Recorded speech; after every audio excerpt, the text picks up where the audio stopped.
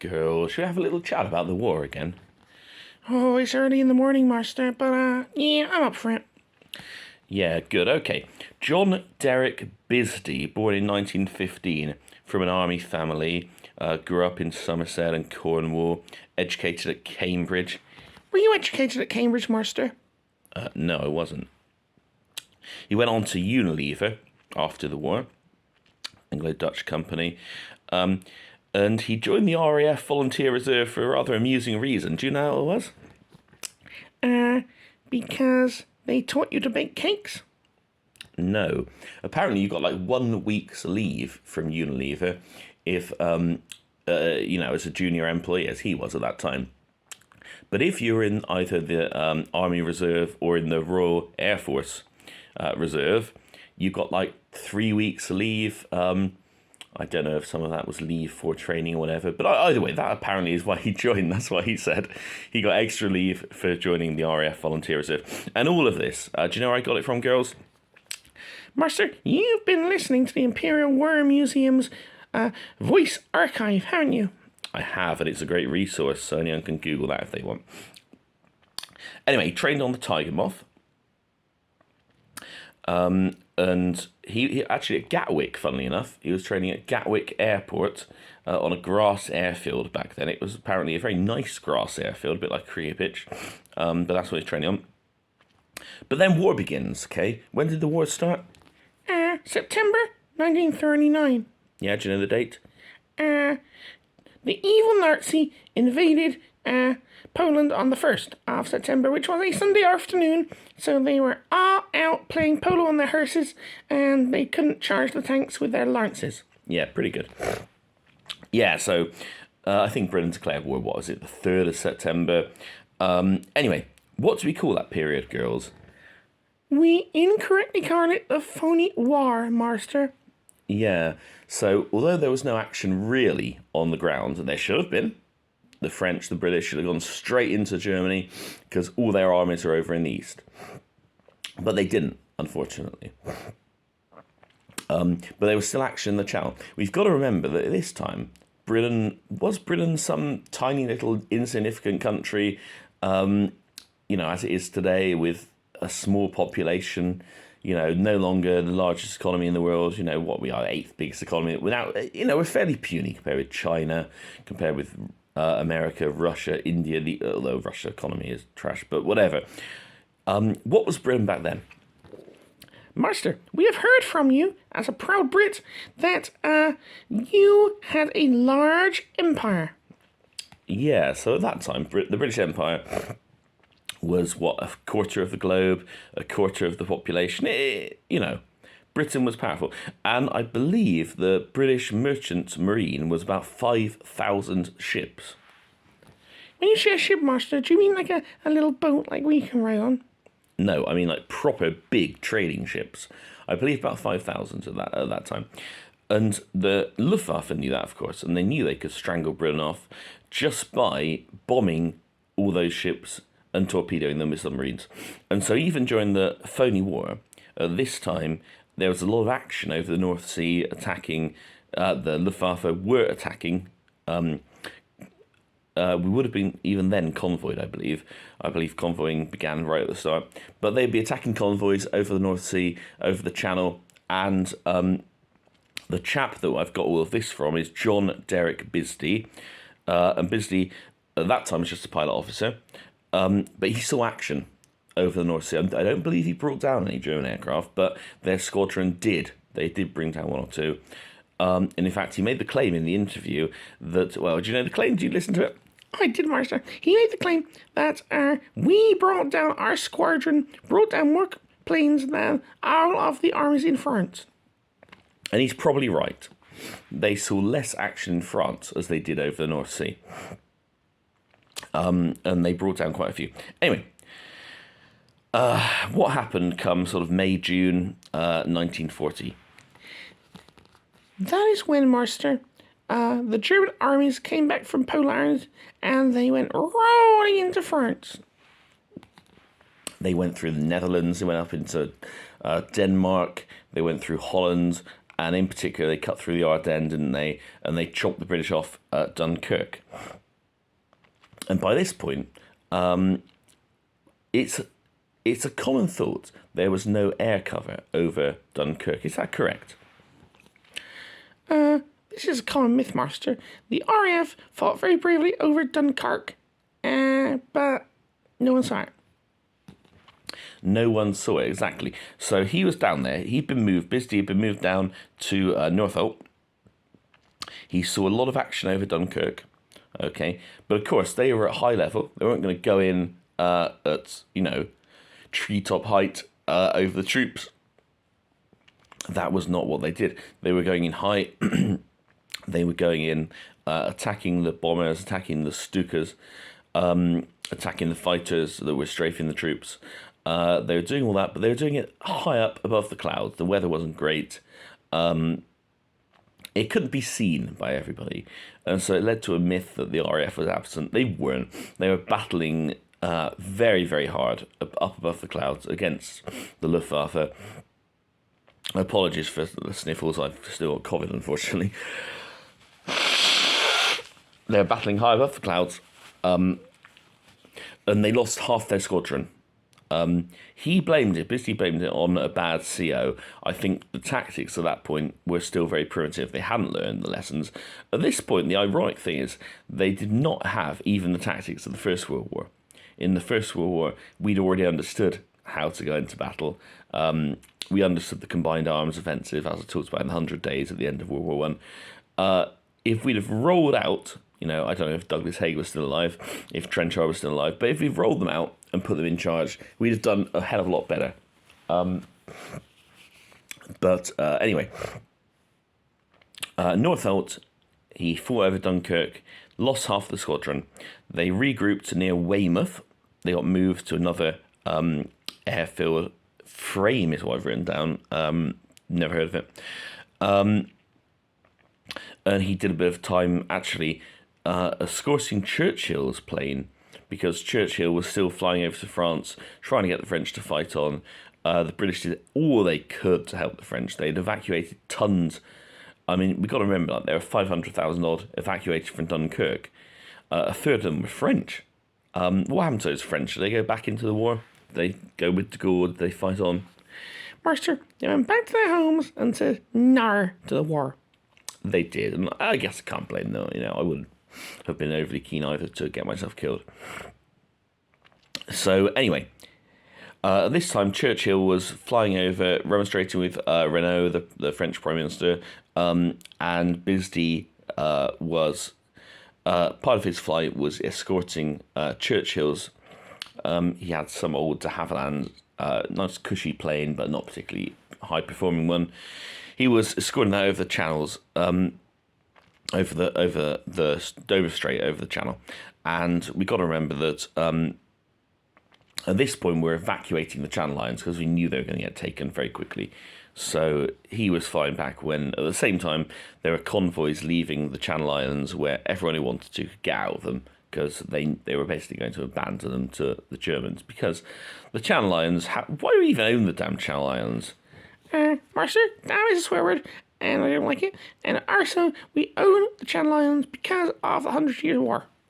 We own them because of the 100 Years' War, yeah, from goodness knows when, the 14th century. So they're British, but they're kind of French as well. And they're right off the French coast, and certainly Alderney at this time had been evacuated.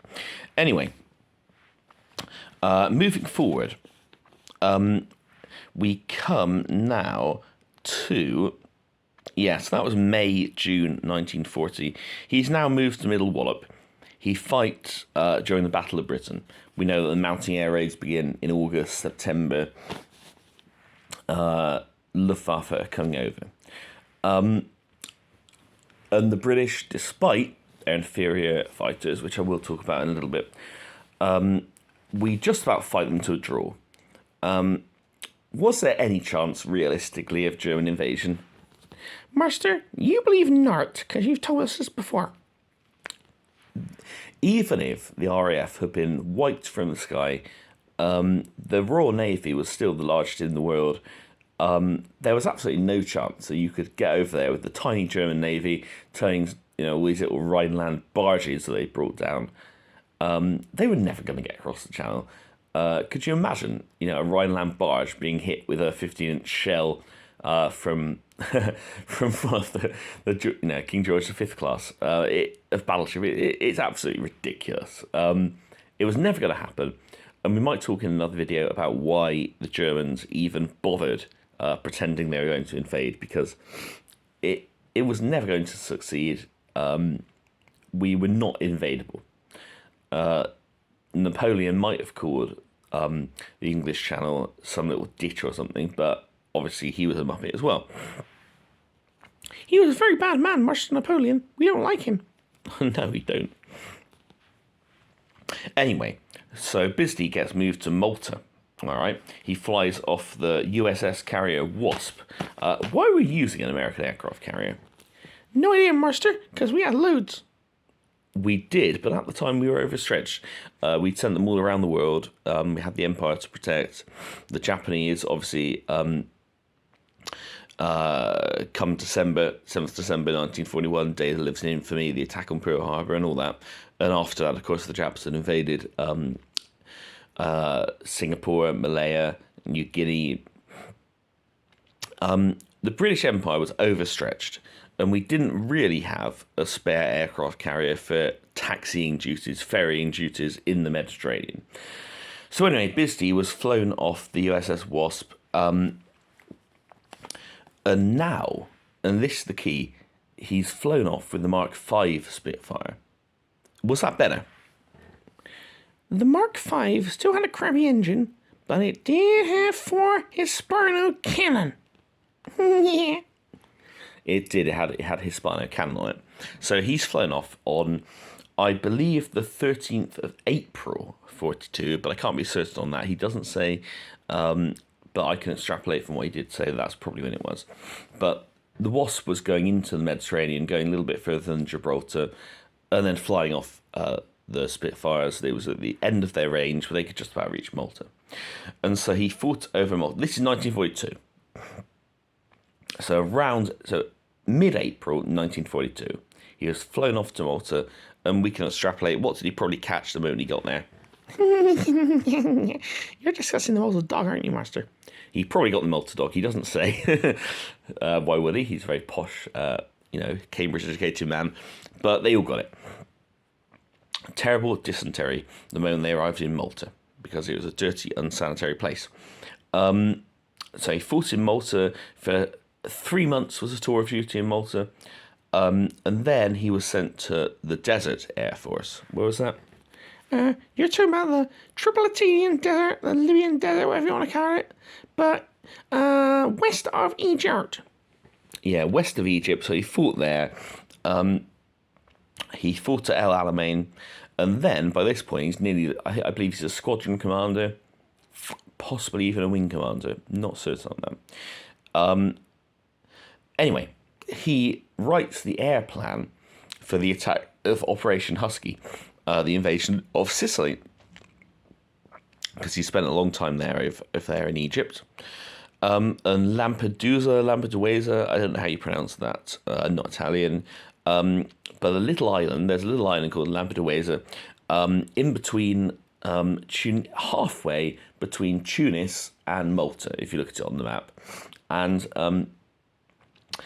he is basically the viceroy of Lampedusa, the sort of allied commander of the first foreign land taken by the Allies, basically. So he was the king of Lampedusa. He basically was, according to him, anyway. So he goes there and he oversees the aerial side of the air cover of Operation Husky, the invasion of Sicily. Anyway, okay, so that was his career. After that, I think he just goes back and does training and stuff. I don't believe he fight over Europe. I didn't listen to the whole interview, to be fair. It's quite long. But anyway, that was his career.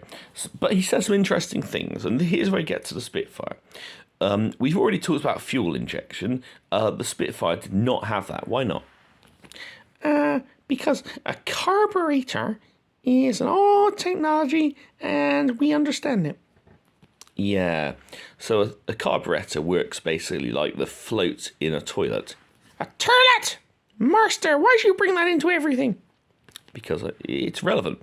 So you have the float there. You have the ball cock. Cock is a rude word, Master. Yeah, I know, but I'm going to say it anyway. You have the ball cock in the toilet. And as the water level rises in the cistern, it cuts off the inflow of water. Otherwise, your house will be flooded. And that is basically how a carburettor works. It has a little choke, i.e. there's a small hole bored through into the intake of the engine. And you use the Ventumi Effect, where there's constriction in the airflow past that. As the velocity of the air increases, that decreases the pressure. And what does that do? That will suck in the fuel, the Ventumi Effect. Yeah, so that's basically how it works. It has literally a float, and when the float goes too high because there's too much fuel in the chamber, here the float chamber, it will cut it off. Too little fuel, it drops down, the float goes down, more fuel comes in. And that's great, isn't it? That's perfect.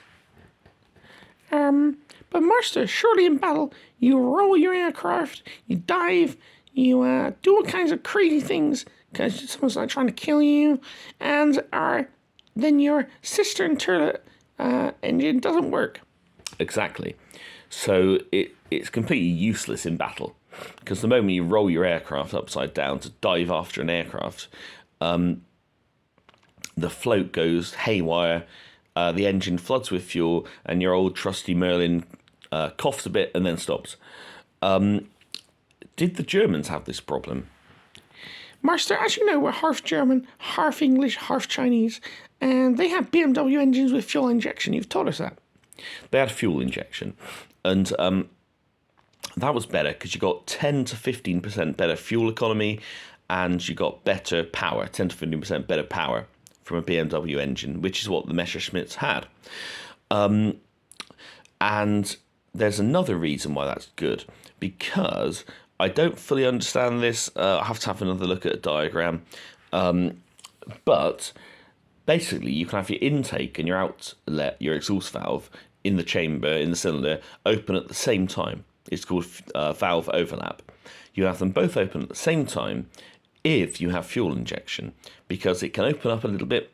They can both open up a little bit, and then when you're in, then you can time perfectly when you squirt in that little bit of fuel with direct fuel injection. Whereas if you're relying on a carburettor, you can't have your intake valve opening and your outlet valve opening, because all you find is your fuel goes straight through the cylinder and out the other side, and you're wasting your fuel. Fuel injection is just much better. And why do you want valve overlap? Why do I talk about the opening of the intake and the opening of the outlet at the same time, and then we inject the fuel in the middle when they're not both open? Master, it's very much like the graphics card that you're buying for your computer. We need it to core down, otherwise heat is bad. Exactly. We don't want our cylinder to overheat. And if we can get a certain amount of air on the intake stroke, also leaving the valve, leaving the cylinder, I should say, it's going to cool down the cylinder. And so valve overlap was a good thing, and you could achieve that with direct fuel injection. You could not achieve that with a carburettor. Okay, Master, but move along. You're daddling, you're dawdling, you're lingering, you're digressing. Yeah, okay. The other thing, though, Bisley doesn't mention that. He doesn't mention fuel injection. What he does mention, though, is the armament of the Spitfire. But surely, Master, the Spitfire is armed with 8 303s, and you could like riddle your opponent with holes. You could go. You could fire off a 2-3 second burst as they would, and yes, you would riddle your opponent with holes if you're a good shot. However, and interestingly, Bisley talks about this, the fact that different pilots who with different shots, some of them were really good eyesight, really good shot, they would actually align their machine guns in such a way that one of them would hit the engine, one of them would hit the pilot, one of them would hit another part of the plane. They actually would line up their machine guns in such a way, not that they would focus at a distant point, which was what we all thought, what I thought. He said in his squadron, no, the best shots would actually line them up. So different machine guns at their shooting range, which was much closer than you might think, they would align in such a way that they would take out different parts of the enemy plane, which is interesting. He said like an oblong box was one of the ways that they would align their machine guns. But the point was, I've seen this myself, that in fact you can see, if you go to any Luftwaffe museum, if you see any Messerschmitt that's been in combat, what you'll find is they have little patches here and there on them. Why do they have those? They have little patches to cover the small bullet holes. They do. And you can find this, yeah. You literally find on all these preserved Messerschmitts, there's been damage. They've been shot with 303s, but a 303 is tiny.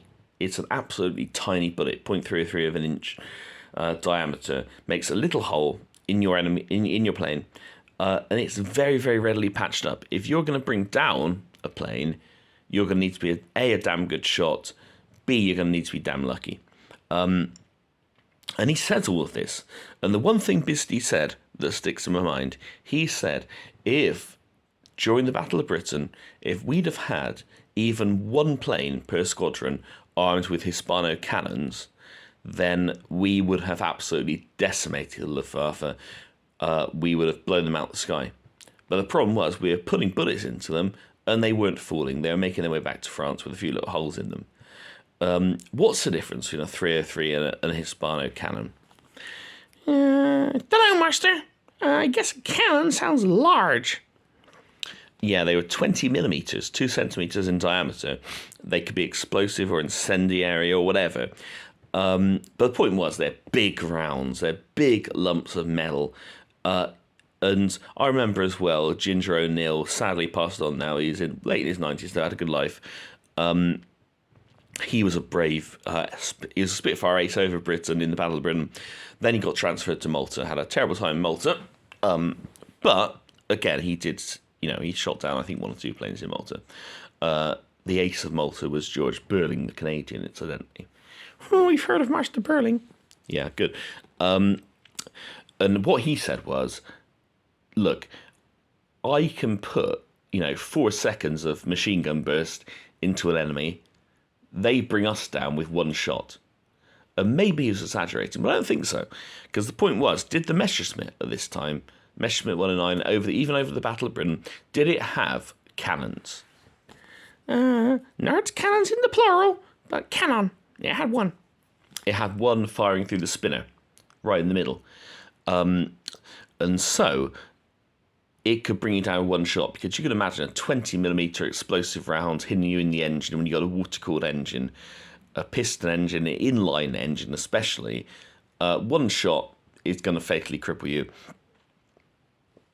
And this is why we lost so many planes, Obviously, we're fighting over our own turf. That's why we won, because the pilots, by and large, weren't harmed. They did have armour behind them in the seat. They had bulletproof windscreens and stuff. So they were able to bail out, by and large, and survive being shot down. But we lost a hell of a lot of fighters. And this is one of the reasons that 1 cannon shell would bring them down, according to Ginger O'Neill, who fought there, and according to the data that I've read. So that was what Ginger O'Neill said, and this is what Bisty said as well. He said if we'd had 1 cannon-armed Spitfire per squadron in the Battle of Britain, we'd have absolutely mauled them. And I have to go along with that. Obviously, we've had fuel injection. If Rolls-Royce hadn't been slacking when they built their Merlin and made it with an ancient carburettor, they made it with fuel injection, dearie me. And in fact, do you have evidence of this? Yeah, we've heard of the Messerschmitt, Master. Yeah, we know the Germans captured her Spitfire, which was, as I said, a lovely aircraft, beautiful to fly, very, very manoeuvrable, very tight turning circle. They stuck a BMW engine in it, and dearie me, the performance of that thing, okay? It would have been a game changer, and that's what we could have had if the Air Ministry and companies like Rolls-Royce hadn't been slacking. But anyway, yeah, did Bisty see... yes, he did see action over Malta, and we'll just mention this before we go. There was one point over Grand Harbour where he saw an Italian bomber, and he now has his 4 Hispano cannon. One of the problems with the cannon, do you know what it was? They would jam ARP, Master, most like your guns. Yes, I know, my guns do jam. Yeah, he fired on them with his 4 Hispano cannon. Okay, I think they had about 16 seconds of machine gun fire and about 8 seconds of cannon fire, something like that, in there. And that's another thing, the Messerschmitts had a lot more armament on them in terms of actual rounds. They could fire for longer, but we're not going to go into that now. He fired, he opened up with his cannon, and 3 of the 4 cannon jammed. However, the one cannon that still fired was enough to bring down the Italian bomber, and it landed on, sadly, the hospital, of all places, that was in Imtarfa, I think. And he went to inspect it the next day, and there was this nice burning bomber on top of the hospital. I don't think it did actually harm any of the patients. I think it kind of came down in flames, burning, and landed on top of the hospital. He went to inspect it, and he could see there where his cannon shots had landed, and they'd done fearful damage to the plane. And I guess, well, it landed in the right place. If any of the crew survived, I don't know that they did. But yeah, the problem with jamming, and this is the other thing he says in the interview, he says, had we started using our cannon earlier in the Battle of Britain, these Hispano cannon, we'd have solved the jamming problem. And in fact, he said the jamming wasn't related to use in England. It was the problem in Malta. There was so much sand and dust everywhere because the Saharan winds literally blow from the south. Southerly winds bring over all the dust from the Sahara. And they were getting in the cannon and they were causing the jam. So maybe, at that time, it would... Again, they were crippled by the fact that it hadn't been introduced earlier and these problems with jamming hadn't been ironed out. Because is it possible to make a gun that works, come rain, come shine, come sand, come mud, come whatever? Master, the AK-47, apparently, you can rest it, you can bury it in a beach, and it still works. Yeah, the AK-47 assault rifle, yeah. It works perfectly despite whatever you've done to it, is what I've been told. So it is possible to make a gun that doesn't jam. You can build tolerances into the thing. You can make it rugged enough that it can be used in any conditions. And this is what Bisbee has said there. He said if they'd used them earlier, these cannon, all those problems would have been ironed out. They wouldn't have the problem with jamming. But even so, his argument was equip the best shot in the squadron with a cannon-armed Spitfire and, we'd have taken Luftwaffe straight out of the sky with those. But sadly, they're equipped with what, again, Ginger and Ill call pea shooters, 303s. So, I think that is everything, girl. Any questions? Master, no, you've explained it better than before.